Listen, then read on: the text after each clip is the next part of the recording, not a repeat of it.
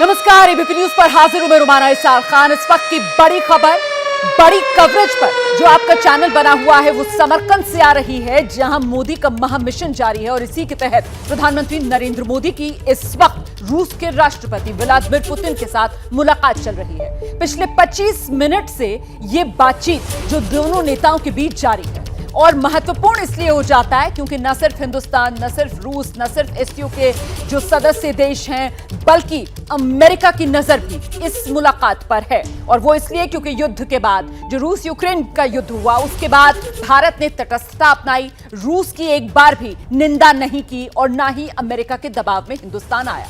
तो समरकंद हिंदुस्तान की राजधानी दिल्ली से फासला करीब 2000 किलोमीटर का है। समरकंद जहां प्रधानमंत्री मोदी और राष्ट्रपति पुतिन की मुलाकात चल रही है, वहां से एबीपी न्यूज संवाददाता अभिषेक उपाध्याय की एक्सक्लूसिव रिपोर्ट आपको दिखाते हैं। सेंटर के भीतर जा रहे हैं।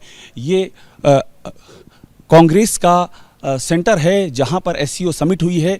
इसके हम भीतर प्रवेश कर रहे हैं और this is the way, this is the way, this is the way. Okay, ये देखिए हम इस सेंटर के भीतर प्रवेश कर रहे हैं जहां पर ये कॉन्फ्रेंस हुई है। एबीपी न्यूज़ इसके भीतर जा रहा है और यहीं पर समरकंद डिक्लेरेशन फाइल किया गया है और ये कांग्रेस का सेंटर है।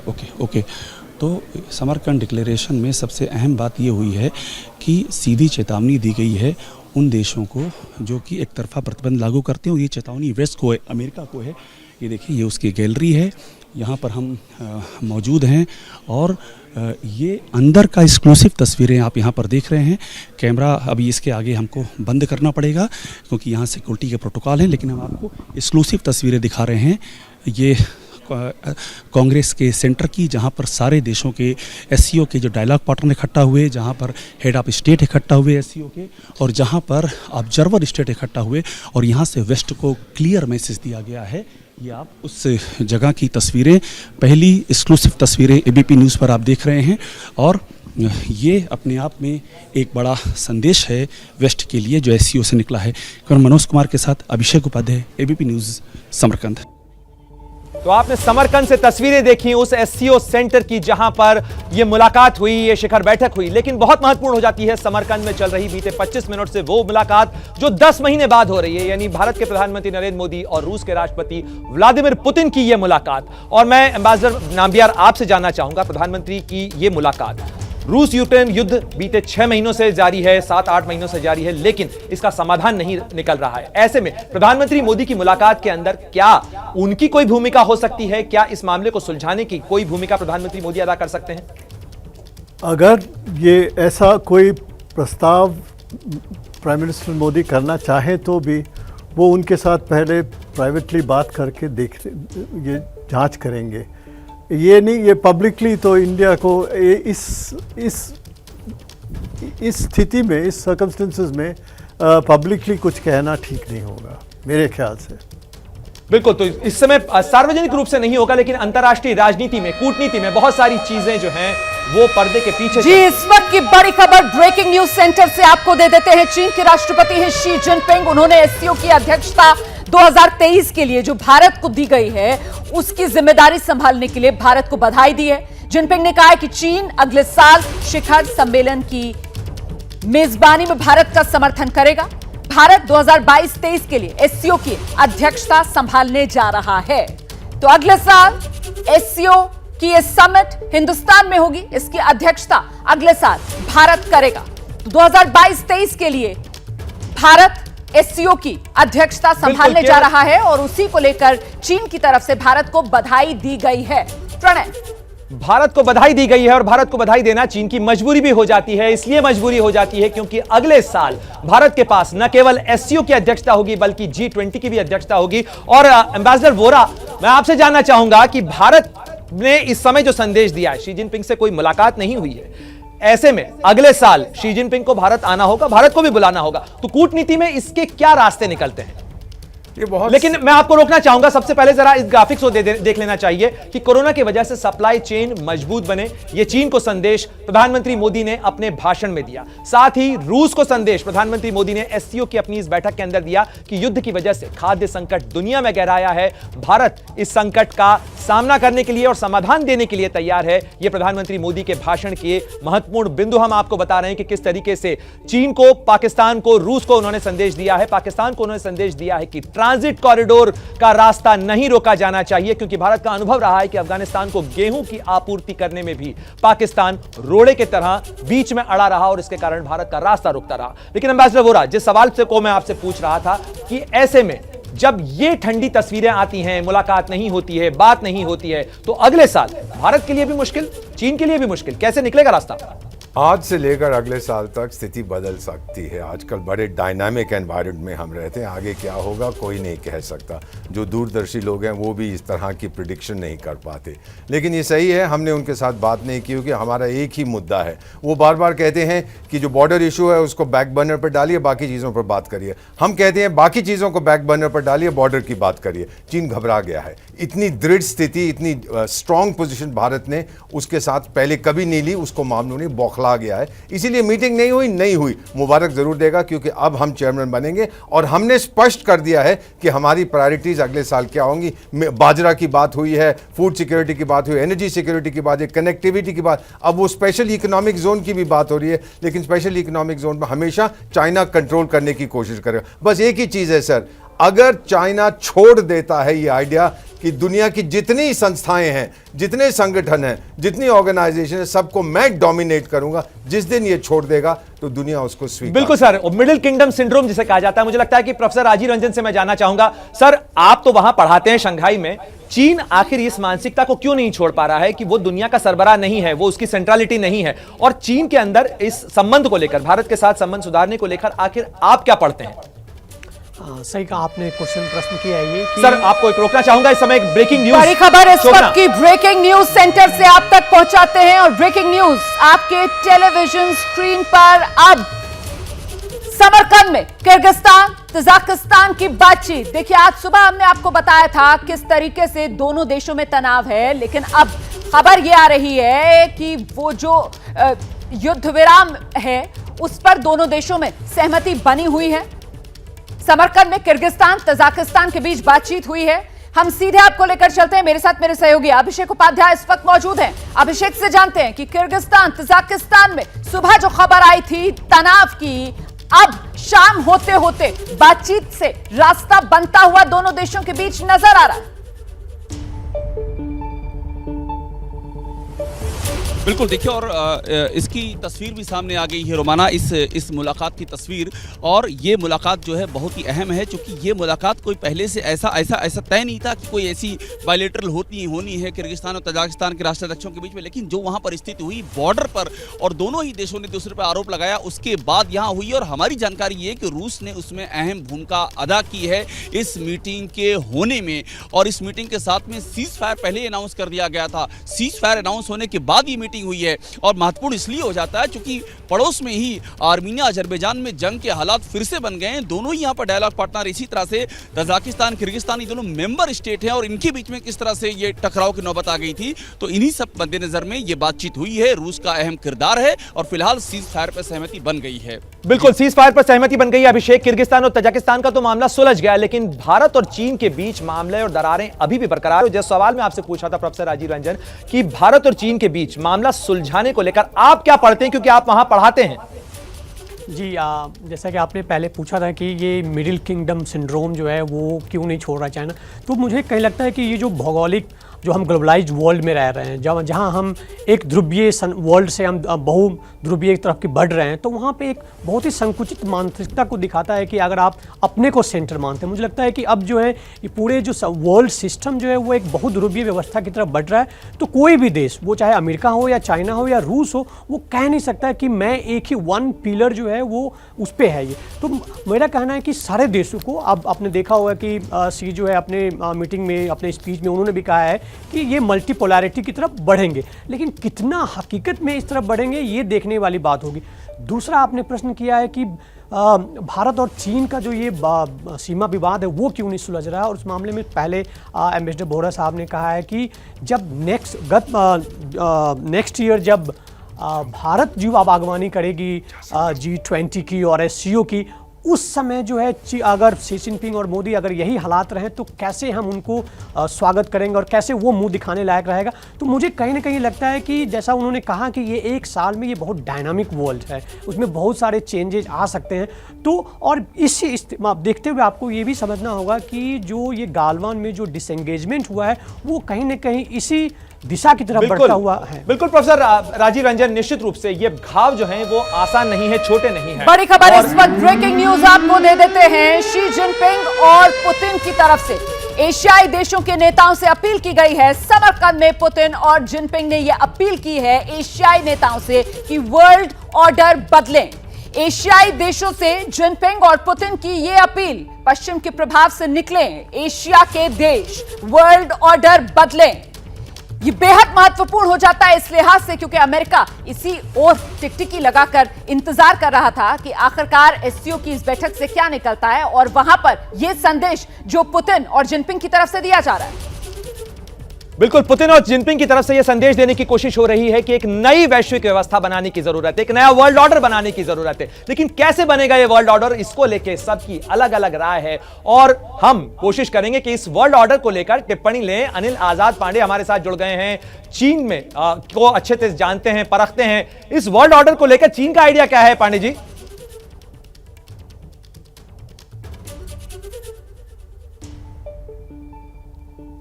अनिल आजाद पांडे, क्या आप मुझे सुन पा रहे हैं? जी हाँ प्रणय, आपकी आवाज आ रही है? अभी आ रही है, दोबारा बताएं सवाल। जी, मेरा सवाल यही था कि नया वर्ल्ड ऑर्डर बनाए, नई वैश्विक व्यवस्था बनाने की बात जरूर पुतिन और जिनपिंग ने की है, लेकिन चीन अपनी मनमानी लादने की कोशिश करता है, तो यह वर्ल्ड ऑर्डर कैसे बनेगा?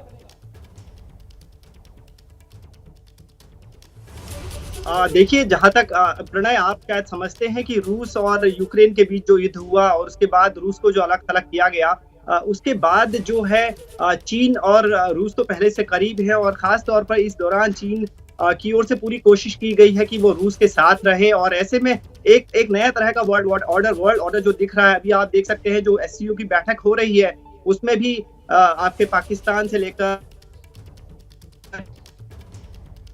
ये आपके ऑडियो में कुछ दिक्कत आ रही है अनिल आजाद पांडे, मैं रुक करूंगा। इरशाद अहमद खान PMLN के नेता हैं, जिस पार्टी की सरकार पाकिस्तान में है, हम उनका रुक करेंगे। स्वागत है आपका ABP न्यूज पर। लेकिन यह सवाल आपसे है कि आज SCO की बैठक में इरशाद साहब, बड़ा सवाल इसी चीज को लेकर था कि ट्रांजिट जो है उस पर सबका अधिकार होना चाहिए, ट्रांजिट का अधिकार सब देशों को मिलना चाहिए, लेकिन पाकिस्तान क्या ट्रांजिट का अधिकार देगा? क्योंकि इतिहास तो यह बताता है कि अफगानिस्तान को गेहूं भेजने का रास्ता भी आपने रोका। देखें, पहले जी ये जो वर्ल्ड ऑर्डर की आप बात, शुक्रिया अदा आपने टाइम दिया मुझे। मैं ये कहूंगा कि पहले जब तक हम लोगों की नीयत ठीक नहीं होगी ना, जो लोग ये इकट्ठे हुए हैं कॉन्फ्रेंस कर रहे हैं, इसमें एक मुल्क की भी नीयत ठीक नहीं होगी तो कुछ भी हम नहीं हासिल वसूल हो सकेगा। सबसे पहले हमें अपनी नीयतें ठीक करनी है, फिर हमने देखना है कि मुल्क के लिए, कौम के लिए, अपने पड़ोसियों के लिए क्या करना है। फिर उसके बाद हमें देखना होगा कि हम अमन चाहते हैं कि नहीं चाहते हैं, हम अमन करेंगे। और दूसरी बात आप अफगानिस्तान की गेहूं की कर रहे हैं, यकीन कीजिए कि हमारी जान भी अफगानी भाइयों के लिए हाजिर है, हम हाजिर हैं अपने खित्ते के लिए। हम हमेशा से कोशिश करते हैं अपने खित्ते अरे इरशाद साहब, आप तो हाजिर हैं, लेकिन आपने भारत को गेहूं भेजने का रास्ता तो नहीं दिया ना। जिस भी चैनल पे बैठता गेहूं भेज, देखें आप गेहूं के नाम पे अगर बात आएंगे वो तो मैं नहीं जाने दूंगा। मैं कोशिश ये करूंगा कि आपको, हम तो चाहते। बड़ी खबर इस वक्त ब्रेकिंग न्यूज सेंटर से आप तक बड़ी खबर पहुंचाते हैं, और ये जो बड़ी खबर सामने आ रही है इसके मुताबिक जो प्रधानमंत्री नरेंद्र मोदी की तरफ से सप्लाई चेन के लिए अलग से डाइवर्सिफाइड सप्लाई चेन्स की बात कही गई थी, बेहतर कनेक्टिविटी की बात कही गई थी, ट्रांजिट के अधिकार की बात कही गई थी, उस प्रस्ताव को SCO ने स्वीकार कर लिया है। सीधे आपको लेकर चलते हैं ग्राउंड जीरो समरकंद। हमारे सहयोगी अभिषेक उपाध्याय इस वक्त हमारे साथ मौजूद है। अभिषेक, मतलब प्रधानमंत्री नरेंद्र मोदी जो राह दिखा रहे हैं उस पर SCO आगे बढ़ता हुआ नजर आ रहा है। बिल्कुल, देखिए ये बहुत बड़ा कदम है और ये भारत की प्रायोरिटी जो है उसकी एक बहुत बड़ी विजय है कि किस तरह से एक्सेप्ट किया गया। पीएम ने देखिए ट्रांजिट की बात की थी और क्लियर कहा था कि ट्रांजिट में रुकावट नहीं होनी चाहिए और ये पाकिस्तान के संदर्भ में था, जो कि अफगानिस्तान में पाकिस्तान ने लंबे समय तक ट्रांजिट रोकी थी, उससे सप्लाई चेन प्रभावित हुई थी।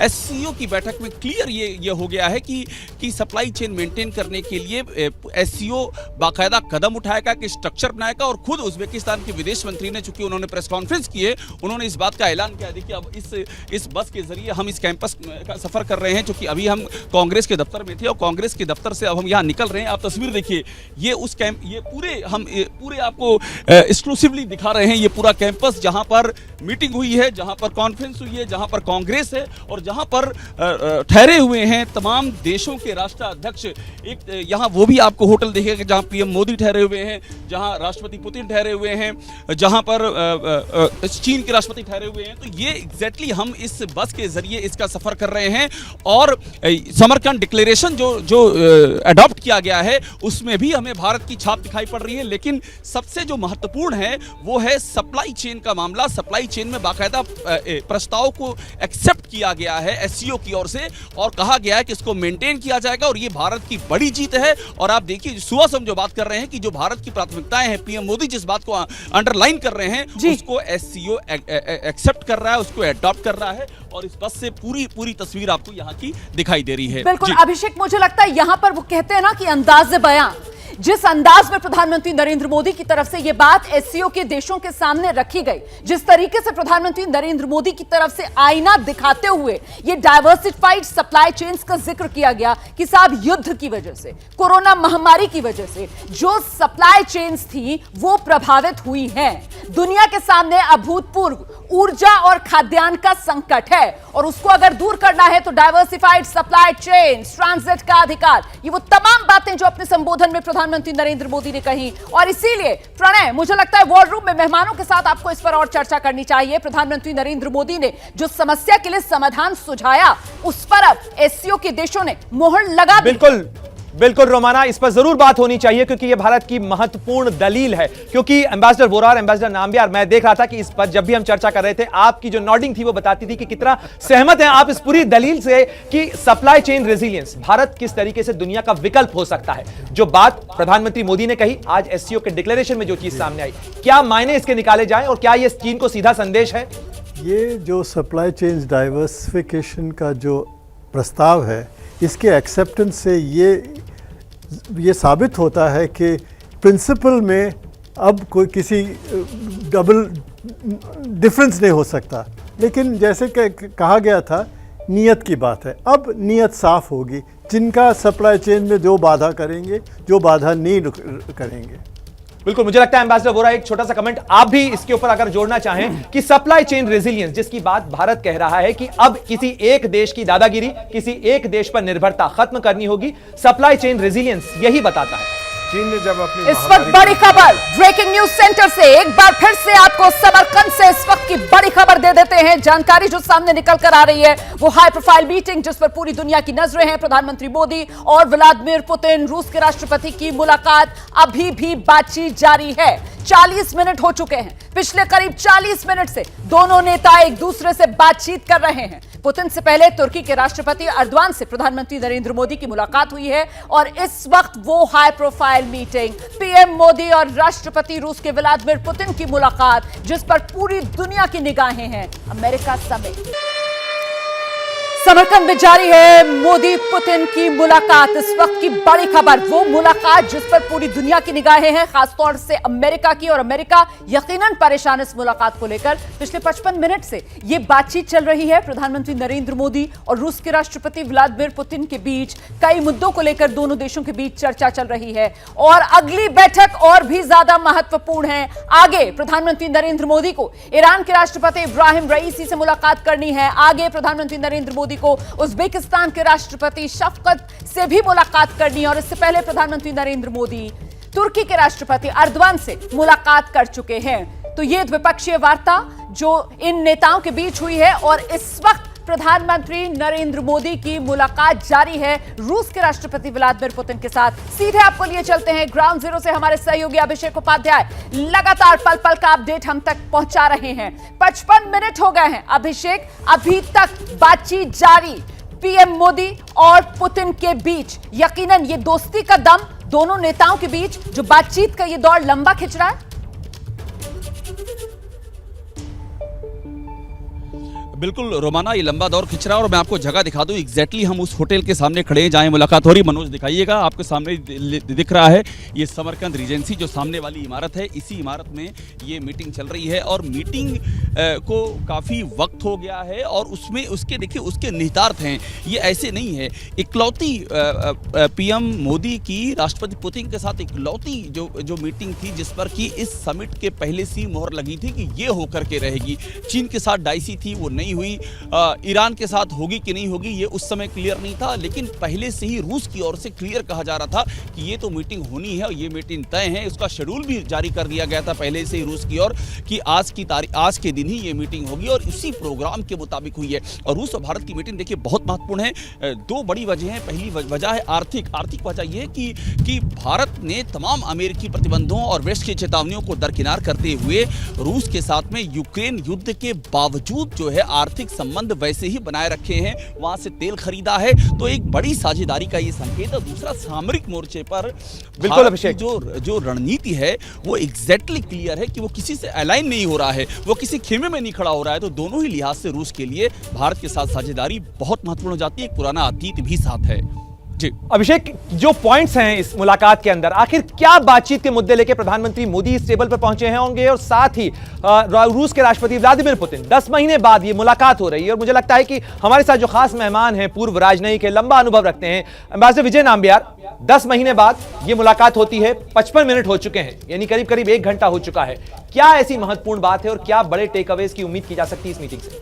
ये ध्यान में रहना चाहिए कि ये मीटिंग पुतिन के लिए ज़्यादा महत्व रखता है, ना कि हमारे लिए भी बहुत महत्वपूर्ण है, क्योंकि हमारे को डिपेंडेंसीज हैं और इस तरह इस लिहाज से हमें हमारे कंसर्न्स एनर्जी में और दूसरे भी ट्रेड मिलिट्री कंपोनेंट्स में, लेकिन द ब्रॉडर रिलेशनशिप ये मेंटेन करने के लिए it is more important for Putin and I think it is important to show, ये दिखाने के लिए पूरे दुनिया को कि multilateral issues have to be discussed multilaterally and you have to find a solution. बिल्कुल एम्बेसडर नाम्बियार, बीते अगर 24 घंटों की बात करें तो 12 मीटिंग्स अब तक पुतिन कर चुके हैं। एम्बेसडर दीपक वोरा, इन मीटिंग्स के जरिए जिस तरीके से एम्बेसडर नाम्बियार भी जिक्र कर रहे थे कि ये वैलिडेशन लेने की कोशिश पुतिन की तरफ से है, क्या इस पूरे मामले के अंदर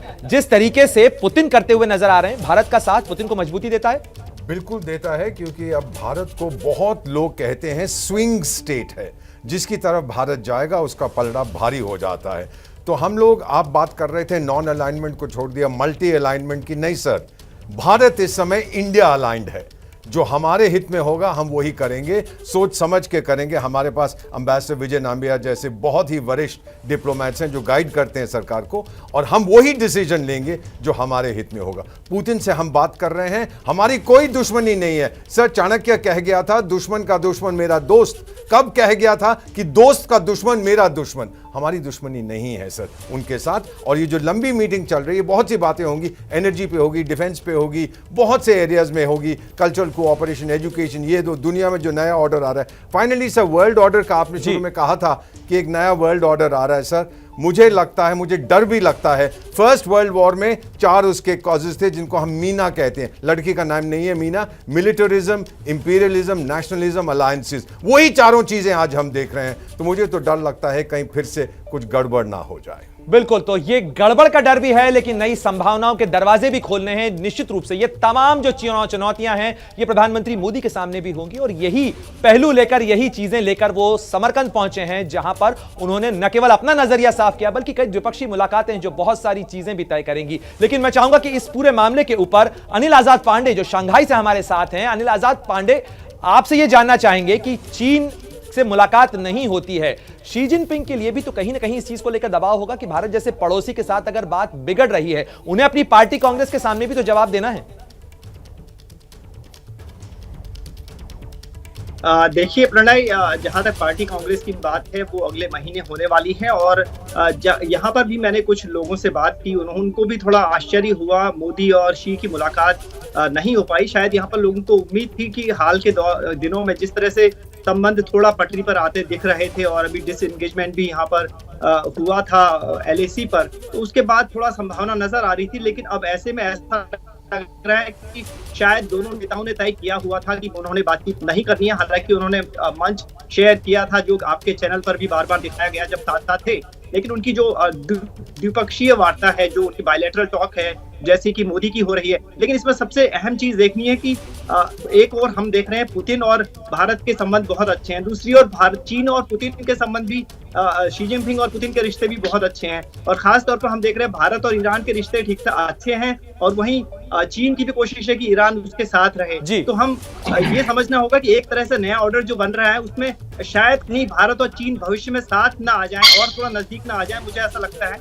जी प्रणय, बिल्कुल, भारत की भूमिका जो है, भारत दोनों खेमों के अंदर है, चाहे अमेरिका के साथ की बात की जाए या रूस के साथ की बात की जाए। बड़ी खबर, ब्रेकिंग न्यूज इस वक्त ब्रेकिंग न्यूज सेंटर से आप तक पहुंचा रहे हैं। अगले साल अध्यक्षता मेजबानी SCO समिट की जो भारत को करनी है, उसी को लेकर पाकिस्तान की प्रतिक्रिया सामने आई है। पाकिस्तान के विदेश मंत्री बिलावल भुट्टो का बड़ा बयान सामने आया है। बिलावल भुट्टो कह रहे हैं अगले साल SCO में जाना तय नहीं। SCO में जाना अगले साल तय नहीं, मतलब अगले साल पाकिस्तान SCO समिट में भारत आएगा या नहीं आएगा, इसको लेकर पाकिस्तान की तरफ से पत्ते नहीं खोले जा रहे हैं। अभिषेक,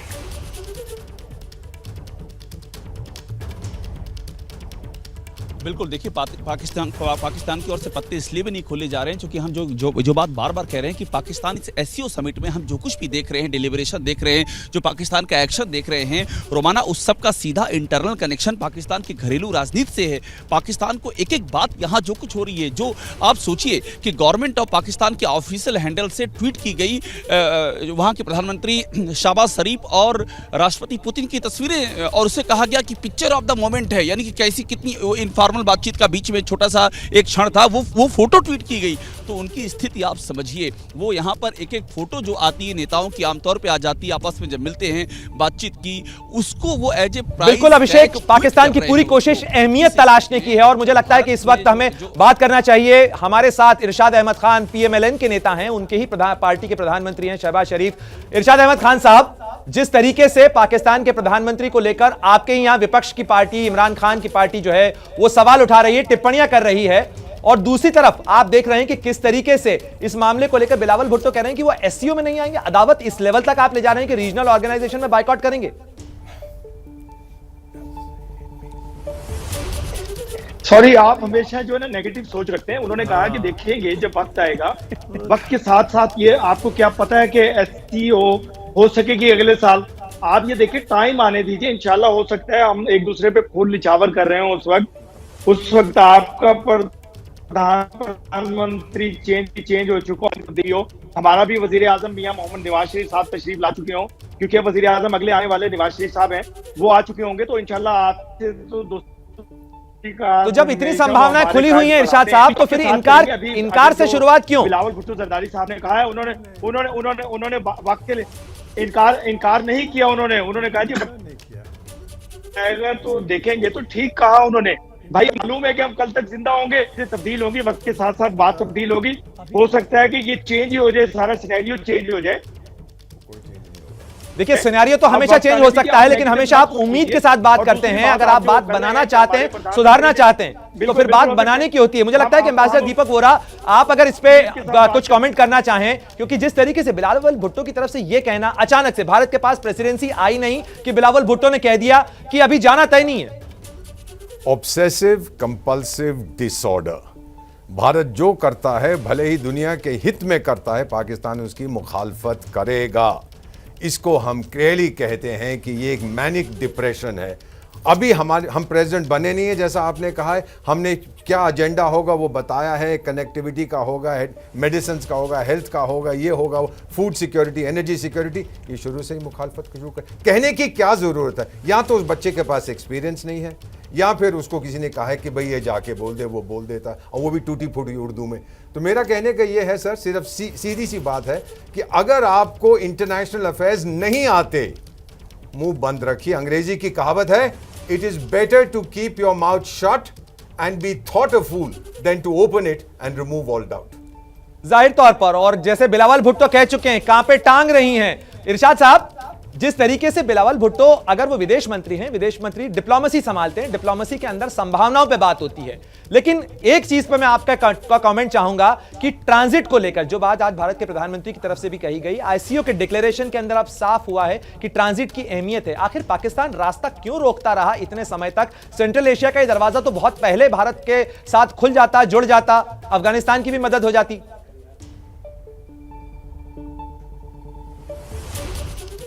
नहीं, कभी भी रास्ता नहीं रोका। पाकिस्तान ने आपको पहले कहा कि आप खुराक लाइए, गंदम लाइए, फ्रूट लाइए, सब कुछ लाइए, असला मत लाइए। असला लाएंगे तो हम रोकेंगे, बारूद लाएंगे तो हम रोकेंगे, आप आतंकवादी भेजेंगे तो हम रोकेंगे, असला तो आप भेजते हैं। मैं ही कह रहा हूं, ट्रेड तो अच्छी बात है, खित्ते में ट्रेड के रास्ते असलहा भेजने का सिलसिला और इतिहास तो आपका है। खित्ते में खुशहाली, माफ कीजिएगा इस मामले पे जो बना, ये गलत इल्जाम आप भारत पर लगा रहे हैं इरशाद साहब। हम जो सीपैक बना रहे हैं, हम इसीलिए बना रहे हैं कि ट्रेड शुरू हो जाएगा, सीपैक आने दीजिए, खुशहाली आएगी। तो ये तो हम तो खुद चाहते हैं। बादशाह कहते हैं जो अंदर से बात निकले और जुबान पर आए वो सच्ची आए। तो अल्लाह ताला सीपैक को लेकर तो आपके अपने यहाँ सवाल उठ रहे हैं इरशाद साहब। ये जो बाढ़ पाकिस्तान में आई है उसमें कई लोग सवाल उठा रहे हैं सीपैक को लेकर कि क्या सीपैक के इंफ्रास्ट्रक्चर प्रोजेक्ट्स ने ये बाढ़ ला दी, संभालना मुश्किल हो गया? नहीं, कभी भी नहीं। नहीं, कभी भी ऐसा कुछ नहीं हुआ। भारत ठीक है, आपकी पार्टी की सरकार है तो आप तो डिफेंड करेंगे ही फिलहाल। उसके मुखालफिन भी होते हैं, उससे प्यार करने वाले भी होते हैं। मैं नहीं, डिफेंड की बात नहीं, मैं अपने मुल्क को डिफेंड करता हूँ हमेशा। पाकिस्तान जिंदाबाद, मेरी पाक फौज जिंदाबाद, मेरे मुस्लिम लीग नून जिंदाबाद, मेरा पाकिस्तान की आवाम जिंदाबाद। मैं अपने पाकिस्तान देखिए एससीओ पे बात करें, हम एससीओ पे बात कर रहे हैं, बैठता हूँ जी इरशाद साहब, हम एससीओ के कोलैबोरेशन पे बात कर रहे हैं, सहयोग का रास्ता बनाने पे बात कर रहे हैं। और इसीलिए मेरा सवाल था कि ट्रांजिट का रास्ता पाकिस्तान ने रोका था और इसी कारण से ट्रांजिट के रास्ते नहीं बन पाए। कभी भी नहीं रोका था। देखिए, हमारा आपके साथ ट्रेड रहा, हमने आपके साथ बिजनेस किया, हमारे मुल्क में आपसे सामान आता रहा, हमारा सामान आपकी तरफ जाता रहा। हम लोग, मैं तो हमेशा याद करता हूँ, हम चलिए इस चर्चा को आगे बढ़ाएंगे। इरशाद साहब आप बने रहें, साथ ही हमारे साथ तमाम मेहमान हमारे साथ बने हुए हैं, जुड़े हुए हैं और इस बड़ी कवरेज के ऊपर लगातार एबीपी न्यूज आपको हर अपडेट दे रहा है। देखते रहें एबीपी न्यूज। बड़ी खबर इस वक्त की, समरकंद में मोदी का महामिशन जारी है। करीब 1 घंटे से ज्यादा का वक्त हो गया है। अभी भी प्रधानमंत्री नरेंद्र मोदी और रूस के राष्ट्रपति व्लादिमीर पुतिन के बीच मुलाकात जारी है। 1 घंटे से ज्यादा का वक्त। आप समझिए कितनी महत्वपूर्ण ये मुलाकात, जिस पर पूरी दुनिया, अमेरिका समेत पूरी दुनिया की निगाहें लगी हुई हैं। और महत्वपूर्ण इसलिए हो जाती है मुलाकात क्योंकि भारत ने उस वक्त में रूस का साथ दिया जब अमेरिका की पूरी कोशिश ये थी कि दुनिया में वो रूस को अलग थलग कर दे। और इस बीच 1 घंटे से ज्यादा का वक्त अभी भी बातचीत दोनों देशों के नेताओं के बीच जारी है। हम सीधे आपको लिए चलते हैं ग्राउंड जीरो समरकंद से। हमारे सहयोगी अभिषेक पल पल का अपडेट हम तक पहुंचा रहे हैं और मैं अभिषेक का रुख करूं उससे पहले एक और बड़ी खबर, एक और ब्रेकिंग न्यूज जो जानकारी सामने निकल कर आ रही है वो आतंकवादी मसूद अजहर को लेकर है। मसूद अजहर को लेकर सवाल पूछा गया पाकिस्तान के प्रधानमंत्री शहबाज शरीफ से और शहबाज शरीफ बिना जवाब दिए चुपचाप वहां से आगे बढ़ गए। ये तस्वीरें आप देख रहे हैं। यहां पर शहबाज शरीफ जब कांग्रेस सेंटर से बाहर निकल रहे थे जहां एससीओ की बैठक हो रही थी, वहीं पर सवाल पूछा गया। तो एक बार फिर से हम आपको दिखाने की कोशिश करेंगे। पाकिस्तान के प्रधानमंत्री शहबाज शरीफ लगातार एससीओ की इस बैठक में वो कुछ बुझे बुझे से नजर आ रहे हैं, कुछ नर्वस से नजर आ रहे हैं और ऐसे में जब कांग्रेस सेंटर जहां पर एससीओ की बैठक चल रही थी वहां से वो बाहर निकल रहे थे, पत्रकार की तरफ से उन पर सवाल दागा गया मसूद अजहर को लेकर। शहबाज शरीफ ने मसूद अजहर पर जो सवाल पूछा गया उस पर कोई जवाब नहीं दिया। भारतीय पत्रकार के सवाल पर शहबाज शरीफ ने पूरी तरीके से चुप्पी साध ली। शरीफ साहब एक छोटा सा सवाल ले लीजिए। शरीफ साहब एक छोटा सा सवाल लीजिए। असद मजूर का लेंगे क्या? आप कार्रवाई करेंगे? No questions. तो आपने सुना किस तरीके से मसूद अजहर को लेकर सवाल जो पूछा गया, लेकिन जवाब कोई दिया नहीं गया। सिर्फ और सिर्फ चुप्पी ओढ़े हुए शहबाज शरीफ आगे बढ़ गए। ये वही मसूद अजहर है जिसको लेकर पाकिस्तान की तरफ से ये कहा गया था कि साहब उसने अफगानिस्तान को चिट्ठी लिखी है कि अफगानिस्तान मसूद अजहर पर एक्शन करे, उसे गिरफ्तार करे। एक बार फिर से सुनिए किस तरीके से ये सवाल जिस पर चुप्पी साध ली शहबाज शरीफ ने। पीएम शरीफ साहब एक छोटा सा सवाल ले लीजिए सर। पीएम साहब ने हम ममजूद के तमजीद फेमोरियल औलत का खलाल। I think it's enough. Thank you. Good visual. I think it's enough. Please. Please move. शरीफ साहब एक छोटा सा सवाल ले लीजिए। शरीफ साहब एक छोटा सा सवाल लीजिए। असद मजूर का लेंगे क्या? आप कार्रवाई करेंगे? No questions. पीएम शरीफ साहब एक छोटा सा सवाल ले लीजिए सर। पीएम साहब ने हम ममजूद के तमजीद फेमोरियल औलत का खलाल। I think it's तो enough. आप देख रहे हैं ये तस्वीरें जिसके अंदर सवालों को टालते हुए नजर आ रहे हैं शहबाज शरीफ, जिनके विदेश मंत्रालय ने तालिबान को चिट्ठी लिखी, अफगानिस्तान को चिट्ठी लिखी कि अजहर मसूद को ढूंढा जाए। लेकिन इस मामले पर जब सवाल पूछा गया तो सवाल टाल गए। और मुझे लगता है कि इस मामले पे एम्बेसडर दीपक वोरा और विजय नाम्बियार जैसे अनुभवी राजनयिकों से हमें पूछना चाहिए, कैसे देखते हैं आप, जहां एक तरफ वो चिट्ठी लिख रहे हैं और दूसरी तरफ सवाल पूछा जाता है तो बचकर निकल जाते हैं, वो भी एक आतंकवादी को लेकर। तो अंग्रेजी में कहा जाता है इनकी दो जो फंडामेंटल फंडास जो इनके हैं, एक है ड्यूप्लिसिटी और दूसरा है डिनाइल। झूठ बोलेंगे तो बोलेंगे हमने झूठ नहीं बोला, तो फिर क्या आपने सच बोला? नहीं जी हमने सच भी नहीं बोला। तो फिर क्या है? कुछ नहीं बताएंगे सर। ये लोग इतनी बुरी तरह से फंस गए हैं अपने ही ट्रैप में कि उससे अब बाहर नहीं निकल पा रहे हो। हॉइस्ट विद हिज ओन पेटार, ये अंग्रेजी की कहावत है कि आपने ट्रैप किसी और के लिए रखा, कुछ बनाया, लेकिन आप खुद उसके अंदर फंस गए हैं और अब तो इनके ऊपर एम्बेसडर नाम्बियार, क्या ये शहबाज शरीफ की लाचारी, मजबूरी दिखाता है? सवाल तक को टाल गए, उनका विदेश मंत्रालय तो चिट्ठी लिखता है। बिल्कुल उनकी लाचारी है। He could not say anything, क्योंकि अगर बोलते तो फिर और फंस जाते। जैसे कि फॉरेन मिनिस्टर का ये हो गया है अपने पार्टिसिपेशन, बिलावल भुट्टो का। तो निश्चित रूप से बिलावल भुट्टो भी फंस गए और शहबाज शरीफ भी फंस गए, क्योंकि जो सारा मामला है, सवाल जब पूछा जाता है तो वो अपने ही जाल में उलझते हुए नजर आते हैं। और एम्बेसडर वोरा, पाकिस्तान की जो मजबूरी है, पाकिस्तान की जो उलझन है, वो एससीओ की बैठक में भी नजर आती है। कहीं ना कहीं एक अहमियत तलाशने की कोशिश, अपनी जगह बनाने की कोशिश। पैरिटी विद इंडिया, ये ऑब्सेशन है, भारत की बराबरी करना। अरे कहाँ हम कहाँ, ये लोग 10 साल पहले तक तो इनकी पर कैपिटा इनकम हमसे ज़्यादा थी, आज हम दुगने हैं इनसे। कितनी बड़ी इकोनॉमी, हर एरिया से, हर सेक्टर से देख, हर पैरामीटर से हम बहुत आगे निकल चुके हैं, लेकिन वो ऑब्सेशन अभी तक है। आपने सुना था अभी इनके एक व्यक्ति कह रहे थे हमारी फौज जिंदाबाद, हमारी पॉलिटिकल पार्टी जिंदा। अरे फौज की कौन बात कर रहा है? हम तो एससीओ की मीटिंग की बात कर रहे हैं। लेकिन ये जो है ये भूल नहीं पाते। शायद ना कहता तो फौज उसको पीट देती, लेकिन ये सब कुछ कहने का कोई मजा नहीं आता सर। लोग हंसते हैं, they are not serious. These guys, it's a phantom state. ये हार चुके हैं, अपने आप से हार चुके हैं, थक चुके हैं। इनके सामने कोई उम्मीद नहीं है sir. I am sorry to have to say this. लेकिन एससीओ को लेकर ये सवाल तो उठता ही है एम्बेसडर वोरा कि एससीओ के अंदर अगर आतंकवाद की जड़ें पोसने वाला देश अगर मौजूद होता है तो ऐसे में आखिर कोऑपरेशन कैसे होगा? इरशाद साहब, आप ने भी सुना अजहर मसूद के सवाल को शहबाज शरीफ टाल गए। आप ये कह सकते थे, आपके सरकार ने चिट्ठी लिखी है, तालिबान को चिट्ठी लिखी है, अजहर मसूद को ढूंढने को चिट्ठी लिखी है, यूएन सिक्योरिटी काउंसिल का वो सैंक्शन टेररिस्ट है, उस पर इतनी शर्म हया क्यों? देखिए, पहले मैं बोरा साहब को जवाब देना चाहूंगा। बोरा साहब मेरी के लिए बात कर रहे थे कि मैंने उनको जिंदाबाद कहा। मैं जिंदाबाद कहता हूं और कहता रहूंगा बोरा साहब।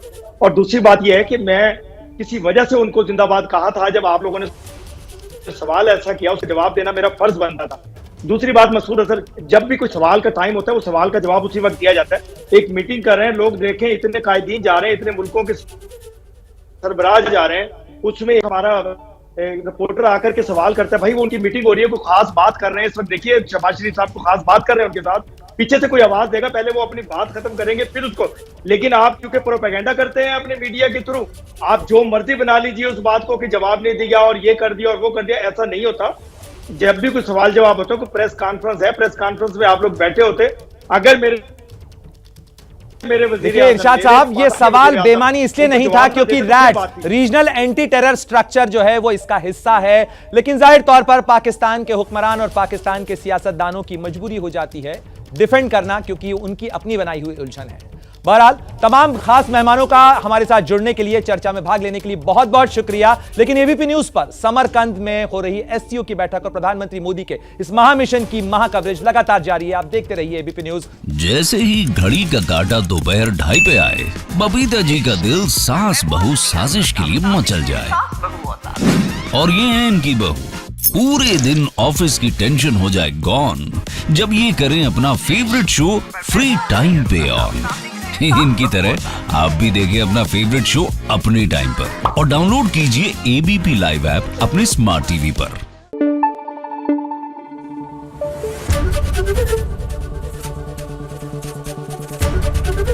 एबीपी न्यूज आपको रखे आगे।